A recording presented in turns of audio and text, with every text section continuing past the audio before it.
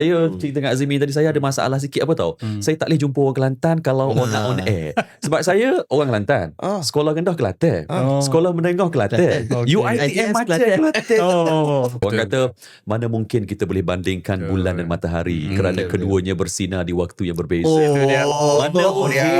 Mana mungkin kita boleh bandingkan genre pengacara yang ada kerana masing-masing punya skill, punya kehebatan yang berbeza. Sebenarnya best ke jadi pengulas bagi istiadat pertabalan Tuanku Agong ke kepeteraan ke, best ke sebenarnya? Soalan dia best ke tak?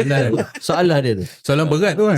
Terus soalan berat Aduh, okey. Tak, kita bagi punch dulu. Bagi punch dulu. Kalau tanya saya, cabarannya besar, sangat-sangat besar. Best tak best tu bergantung kepada hari tu berjalan cantik ataupun landing dengan baik ke tak.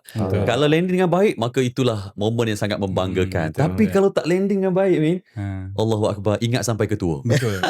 Dia ada momen-momen yang saya pernah lalui. Tapi itulah, ini nak cerita aib ni ngeri sikit. Tak apa. Jarang, saya tak pernah cerita kat mana-mana kelemahan ataupun kekurangan. Tapi bagi saya case study lah kot. Case study lah. Pengacaraan ni momen dia luas. Sebab tu mula-mula saya masuk kerja RTM dulu, Pemimpin, kita ingat baca berita ataupun kita ingat pengacara SPM, itu je. Sebab saya bukan dalam bidang media. Saya belajar dulu, kalau perasan saya belajar dulu bidang pengurusan bank. So daripada UiTM dulu. So habis belajar dekat UiTM dulu, barulah RTM masa tu dia buat satu audition.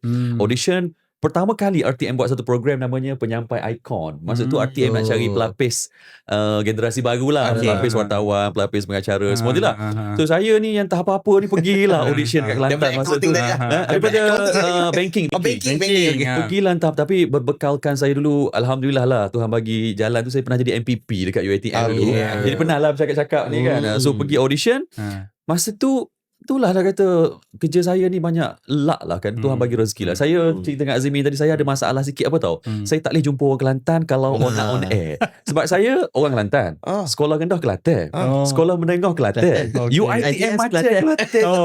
Pekat kat Kelantan. Jadi pelik tu boleh jadi pengacara. Slang. So saya tak pernah keluar sampailah saya kerja RTM baru saya keluar. So saya ada masalah slang yang sangat teruk dulu. Dan saya pergi audition masa tu, masa UiTM.